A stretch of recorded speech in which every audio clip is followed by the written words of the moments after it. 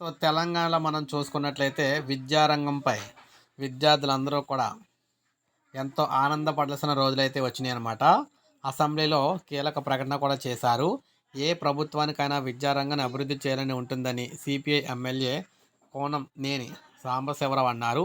విద్యాలయాలను బాగు చేయాలని భారత అధినేత కేసీఆర్‌కు మొదట్లో ఉండేదని, ఆ తర్వాత ఆయన అంచనాలైతే మారిపోయాయన్నారు. విద్యాలయాలు, వసతి గృహాలు, మౌలిక వసతుల కల్పనపై అసెంబ్లీలో జరిగిన స్వల్పకాల చర్చలో ఈ విధంగా మాట్లాడారు. విద్యారంగాన్ని ప్రక్షాళన చేయాలనే కసి ముఖ్యమంత్రి రేవంత్ రెడ్డిలో కనిపిస్తుందని, skill university, sports university, integrated పాఠశాల ఏర్పాటు నిర్ణయంతో ఆ విషయం స్పష్టమవుతుందన్నారు.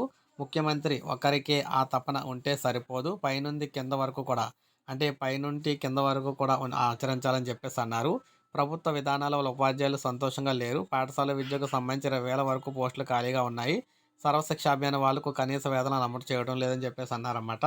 సో, వారికి కూడా న్యాయం చేయాలి. విద్యార్థులతో పాటు వారికి కూడా న్యాయం చేయమన్నారు. సో, ఇది మనకు అప్డేట్. ఒక లైక్ చేయండి, సబ్స్క్రైబ్ చేసుకోండి. మన ఛానల్ సబ్స్క్రైబ్ చేసుకోండి.